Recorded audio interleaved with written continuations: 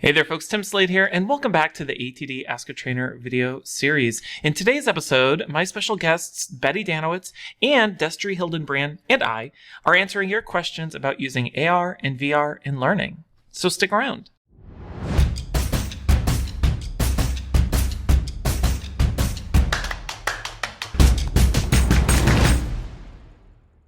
You know, it's amazing how much technology has changed and continues to change our industry.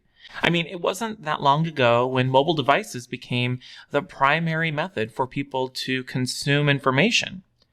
And as a result, we started to see a push to make e-learning more mobile responsive. Well, now, as technology becomes more advanced and more accessible, we're starting to see more and more organizations using augmented reality and virtual reality as a new type of e-learning. But how can you even get started with AR and VR in the first place? Well, that's exactly why I decided to invite Betty Dannewitz and Destery Hildenbrand to join me and help me tackle your questions about using AR and VR in learning. So let's get to it. All right, Betty and Destery, thank you so much for joining me for this month's ATD Ask a Trainer episode. This is our first time doing an episode with two guests, so I'm super excited. And whenever I think about AR, I think about Betty. And whenever I think about VR, I think about Destery. So before we jump to the questions, Betty, Destery, can you introduce yourselves? Tell us a little bit about who you are and what you do and why you're involved with AR and VR. Sure. So I'm Betty Dannewitz, and you probably know me from If You Ask Betty. It's a podcast. It's a state of mind. All of those things. Yeah. I work. My day job is I work for the Ken Blanchard Company. Love it. Love what I get to do there. I'm a solutions architect working with clients, and then also I on the side I teach classes with Destery and sometimes without about augmented reality for the e-learning launch. So I'm everywhere. Basically, we could do that chant from Ted Lasso, but I feel like that's not okay because there's some expletives in it. No, I've never watched That's a that good one, show. though. It is a good one. Roy Kent. Yeah. Yeah, Roy Kent. He's everywhere. Anyways, Yes. so that's me, and my partner in Mischief and Mayhem will now introduce himself. Yeah. Yes. My name is Destery Hildenbrand. I am a learning experience producer for a company called Motive, and we build VR learning experiences. So we have a really cool platform called StoryFlow that we do some authoring from. My background is I've done about 15 years in L&D, really kind of just evolved through the tech space. About 5 years ago, I really dove headfirst into augmented reality, met Betty in 2018 at Realities 360, and we struck up a friendship and have been able to, like she said, partner and teach some classes, and just spending most of my time helping folks get better with immersive technology and finding great ways to use it in their learning and development plans.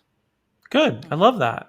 So, okay, great. Well, so before we get to the questions that we have for today's episode, I kind of want to, for anyone out there who doesn't know what AR and VR is, we use those two acronyms interchangeably, not interchangeably, but usually they're clumped together.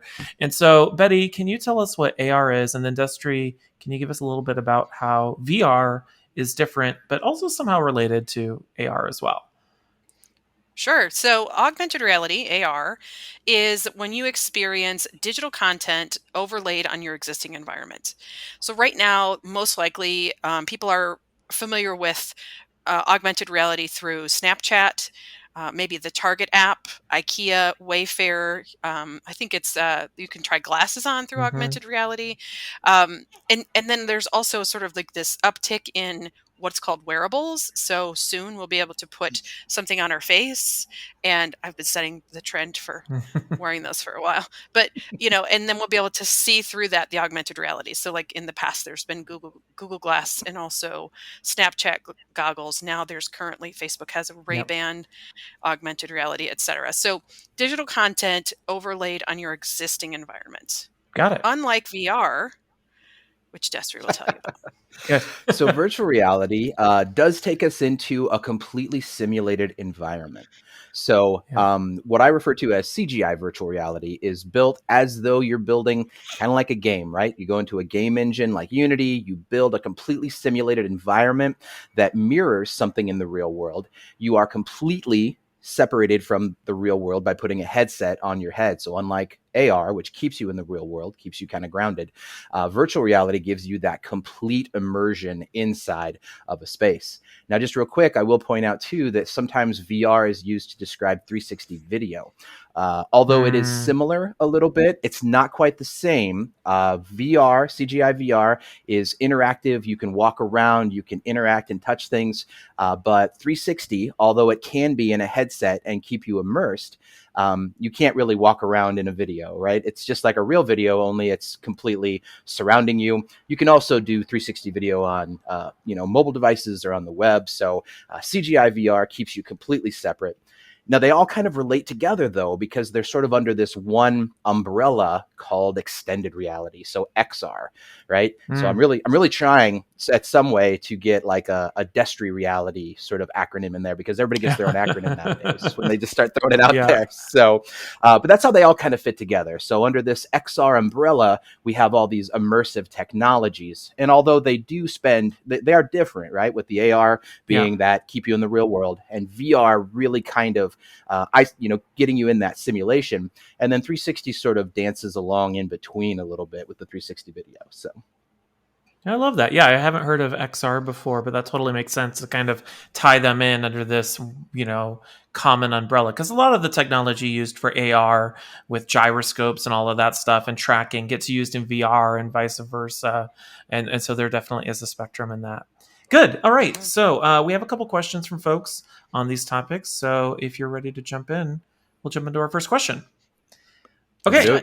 So our first question comes from Daniel Kekin. Hey, Daniel. And Daniel wants to know, what are some of the best beginner and advanced softwares for developing AR and VR training experiences? This is a great question because, I might be wrong in saying this, but I'm not aware of any rapid authoring tools for AR, VR, like Storyline or some of the other tools out there. So are there tools that are for beginners for AR and VR and more advanced tools? Kind of what's the market look like there? The answer is yes. Good. There are. So let me talk a little bit about the AR side. Sure.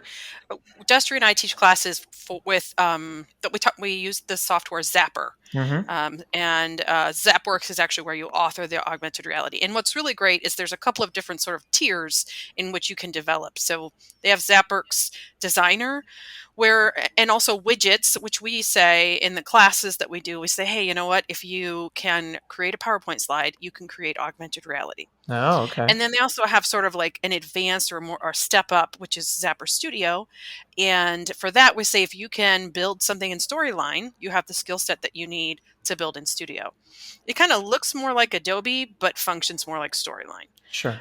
So there are definitely a couple of different tiers of beginner. We call it advanced, but it's really sort of intermediate in the grand scheme of things. But for L&D, it's really probably the top of the list that designers and developers would be doing. And then Destry, you can talk a little bit about VR and Unity and all that good stuff, and throw in the AR stuff there too. Sure. Yeah, no problem. So with virtual reality, it's a little bit different. There's a little bit more of a heavy lift when it comes to actually developing the product. There's Unity and Unreal Engine are both game development platforms, and those are probably used most widely to develop your virtual reality simulations. What's really cool, and I'll get a little plug here for my company Motive, is we've actually created a rapid authoring tool called StoryFlow that allows learning developers to get in, and once an environment's created, it allows them to go in and make those edits on their own. So you kind of eliminate that dev middleman a little bit. So that's a little bit different from some of the other companies that are out there. But for CGI VR, that's really what you're looking at. You're really looking at a little bit heavier lift, a bigger team, different skill sets. When it comes to planning and working through either AR or VR, though, one of the great parts about it is that as learning developers, we've cultivated those skills that translate over very well, whether it's needs analysis, whether it's working with variables or understanding timelines or recognizing branching scenarios and creating action maps. All of these things, they all translate over to that development window. And I'll throw in here just another option for 360 video. There are some rapid authoring tools for that as well. Scenario VR. I know eLearning Brothers just purchased the Lectora suite of stuff. There's one called Uptail. 360, so a vendor that we met actually just at ATD 21 a few months or about a month ago. And then Adobe Captivate 2019, it works with 360 video. I know Storyline now has a 360 implementation in there too, or the ability to use it. But there are rapid cloud-based tools for AR for that. The CGI VR is, though, a little bit heavier lift, and you got to have a little bit different skill set to make that work. So do you think, it sounds like, correct me if I'm wrong, Betty, so with the AR tools like Zapper, those sound like they're already in the realm of like the no-code tools that, somebody could get up and started with. Would that be correct? So yes, sort of. So Designer and widgets are no code tools. Okay. But when you get into Studio, there's a little bit of code that you need to know. It's really too much code for me. Yeah. But not because I've just made that life decision that I'm not going to know code. But for those who like to dabble, it's just enough. Sure. So you don't have to be an expert in code. It's if you just like to dabble a little bit, it's just enough. I will mention too that another quick, easy one is Adobe Aero. It is quick. It is easy. It's cheap because it's free. Yeah. And but it is only iOS right now. Got it. So so that's kind of a limitation that a lot of places will run into. So got it. So Destery, do you think with the VR tools? Oh, go ahead. Yeah. Sorry, I didn't mean to cut you off there. No, I was just gonna piggyback on what she was saying there. When it comes to working with like Storyline, right? You can have a little bit of JavaScript to help enhance what you have going on. Very similar to some of these other cloud-based tools, these rapid authoring tools. If you know a little bit of JavaScript, just enough to be dangerous, right? You can do some of these things. So even though there is a little bit of code involved, it's nothing that's outside, again, that existing skill set that a lot of us have as content developers or L&D specialists. So Destry, one of the things I'm curious to know about with the different tools for VR specifically is that industry moving more towards, in the future, being no coding tools that are going to be more accessible and usable to a wider audience? Kind of where's that at right now in that market? Yeah, that's a great question. And I think that we're kind of at that point now where we're sort of in the middle stage. We've really come a long way from where it was all code at one point to where you really couldn't do much without doing at least almost 3/4 of it with just C# or C, whatever code that you had to use inside of those tools. But you are seeing the platforms really try to make it as universally accessible as possible so that anybody at any skill level can do that. And I think that there's just a couple technical hurdles that happen a little bit different with VR that have to be kind of overcome. And I think that some of the bigger companies are probably going to hit that. With being able to kind of work around that, you need a dev team to really build that environment for you to then go into and design things with. So, once you get sort of past that and start putting more of that control inside of the L&D professionals or the designers, right, who don't necessarily have that extra skill set, that is the goal. But it's just a little bit, just taking a little bit longer to get there. Sure, that makes sense. Well, good. Okay, well, hopefully that helps answer that question, Daniel. And then we'll put links down in the description to all those tools that Betty and Destry mentioned. All right, so our second question comes from Taylor Pincus. Hi, Taylor. And Taylor wants to know, in what situations does it make the most sense to use AR, VR in training? I love this question because I'm a big fan of things being fit for function. And I've seen some folks create things that are overly complicated for really simple learning tasks that maybe could have been, even whether it's just an e-learning course or a full crazy VR solution for something that could have been accomplished with a job aid. And so I think for me, this is the biggest question I'm curious to know. When is it fit for function, or when does it make most sense from a learning standpoint to use a VR solution or an AR solution? So let's start with AR, Betty. When does it make most sense to use AR? So I have a long list, so I'll try to keep it, just a couple for you. But the biggest one for me, for Destry, I know for sure he loves this, is curating content. Okay. So if you have, let's say you're creating an e-learning, Tim, you've You've created e-learning before. I've created a few. Just For a sure. couple. Yeah. Okay, so you know how you always create an e-learning and you always put that resources tab like Yeah. in the upper right corner, maybe it's in the bottom left. I mean, do people click on that? No. Maybe. Yeah. Probably not.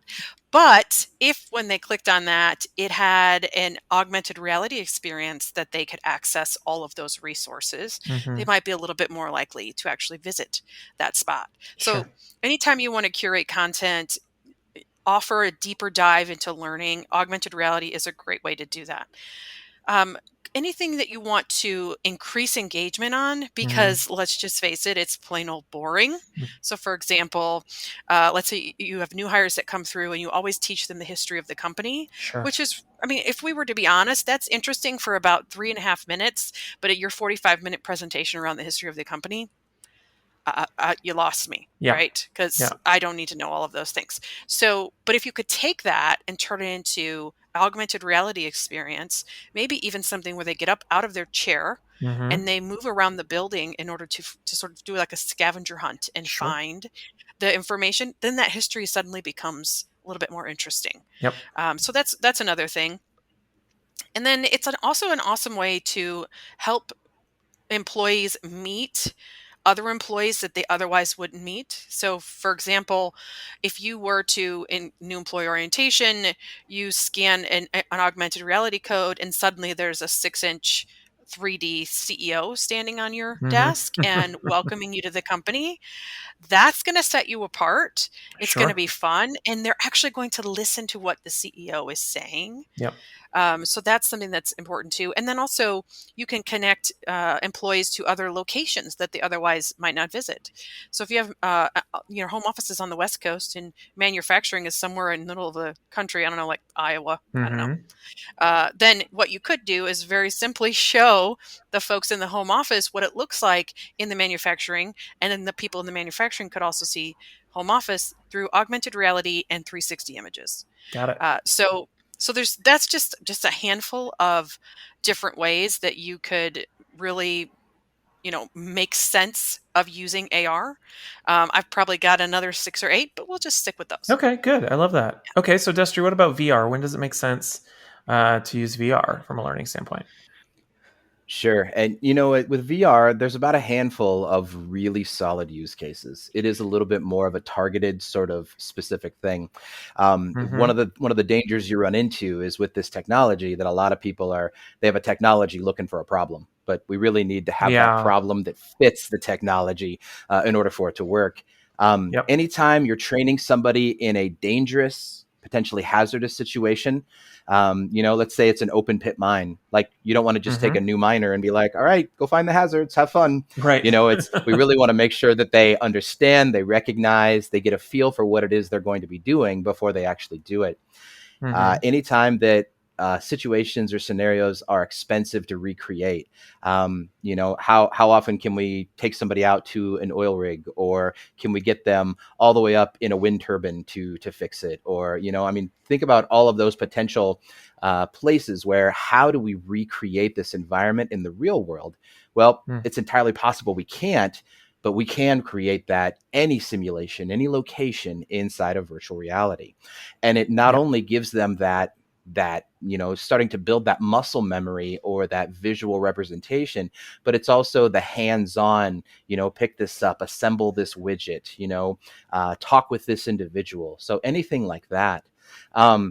Also, any situation where you want to give people opportunities to maybe practice talking with an avatar, maybe it's emotional intelligence, maybe it's, a project we were working on not too long ago was working with dementia patients in a care center. So, how can you, as a personal care worker, how can you go in and interact and practice that, work on your person-centered, communication skills in those situations without, role-playing is, it's fine. It's a great way to do stuff, but it's hard to role play with other people, right? It's hard to get live people to role play with you in a way that doesn't make you feel kind of goofy, or, that doesn't make you feel really on the spot. Like when I'm Sure. presenting to people, it's usually pretty fine. But if I'm one-on-one talking with somebody, I'm a lot more hyper aware of what it is I'm doing. So if we can recreate these situations or these scenarios where people can go in and practice all of these hands-on physical, communication skills, that's really where VR is going to shine. And it's really going to enhance as another blended piece to your overall learning solution. Yeah, I love that. Oh, I think obviously VR makes sense. Like I think of flight simulators, or I know the military uses it when they're trying to train soldiers on navigating, compounds of terrorists or whatever the case might be. But I think you mentioned a great point that with the right analytics and sensors and information, it can be used for soft skills training as well. I know I've seen a demo at the ATD International Conference a few weeks ago where you were giving a presentation and it was measuring your heart rate and how fast you were talking and how many filler words you used. And I could think of a lot of situations with the right sensors that it could be very compelling for sure. All right, Taylor, hopefully that helps answer that question. All right, so our third and final question comes from Hariono Tajono. Hey, Hariono. And Hariono wants to know, how far are we from practical and affordable application of AR and VR in everyday training programs? And we kind of touched on this a little bit with some of the tools. They're becoming more and more accessible and usable to more and more individuals. And to your point earlier, Destry, you want to make sure that you have a solution where VR, or a problem where VR is definitely the solution, not taking VR and just applying it to anything and everything. But how far would you say we are from, L&D departments across the board integrating AR and VR as part of their training strategies? Thoughts there? I mean, I would say we're here. Okay. Like we're here. We have arrived. Yeah. Just like, you have arrived. Well, thank you. I always love it when the GPS tells. I'm like, well, I know. So thanks for noticing. But yeah, so we've arrived. And part of the situation, though, is that people haven't looked up from what they're used to doing and noticed that there's this affordable, practical way to implement this. And I would say that with both the AR and VR, because there are some of those 360 image and video VR applications that are much more affordable right now. As far as CGI, I think, like Destry mentioned, I'm sorry, I'm totally talking about both. So that's fine. But as far as like Destry mentioned, there's a whole team of people behind that. It's not one person that builds CGI VR. So that's a little further away. But for the most part, augmented reality is here. Zapper is actually cheaper than a Beyond license. Oh, wow. Yeah, it's not as cheap as Camtasia, but like it's definitely cheaper than Beyond. And when it comes to like scenario VR, especially if you're already sort of in with the e-learning brothers with their they have like the Rockstar Academy, I think it's called, or something like that. You can definitely get a great deal on that too. So my answer is it's right now. We're here. Good. I love that. We've arrived. What about VR, Destry? I would say the same thing. I would say that, and I would even say that VR is here as well. Like, I think that we are at a point now where wearable headsets are affordable and the quality is there.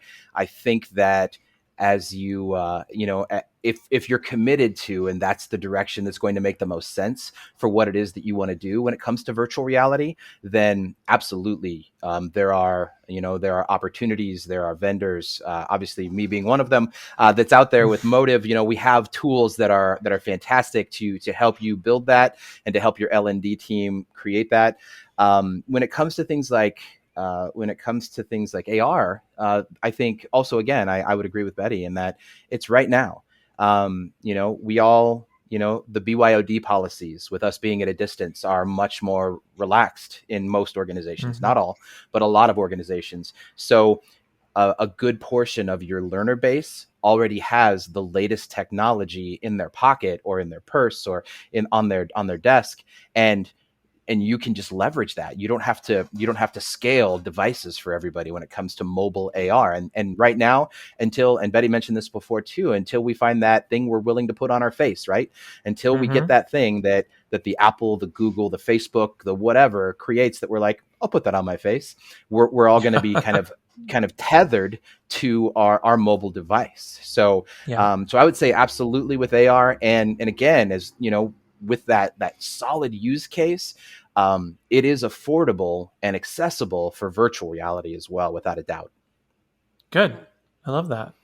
Well, hopefully that answers that question, Haryono. And those are our questions. So before we wrap up, I want to thank you, Betty and Destery, so much for joining me for this month's episode. Where can people find you online if they want to connect with you, learn from you, all that good stuff?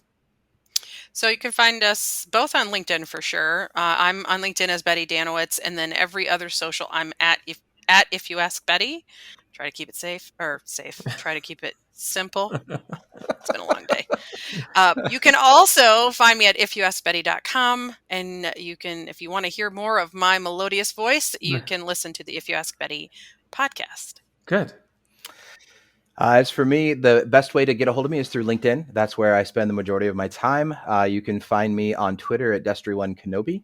And also, Betty and I also teach through eLearning Launch. So if you head out to the website there, you'll see that we're out there. You can find us there. But also, we travel around quite a bit. And as live events are becoming more and more prevalent again, you'll see us at places. So we'll be at DevLearn here. We're doing a workshop and have a couple presentations. And as we go into 2022, the events that are happening everywhere, we'll have those in there too. So. Good. Awesome. Well, thanks for joining me. Thank you. All right. I think that's all we have time for today.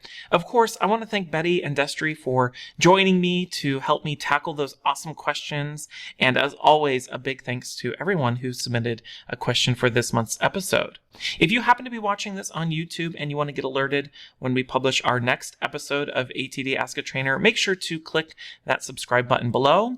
And of course, make sure to check out the ATD Ask a Trainer advice column by clicking on the link in the description.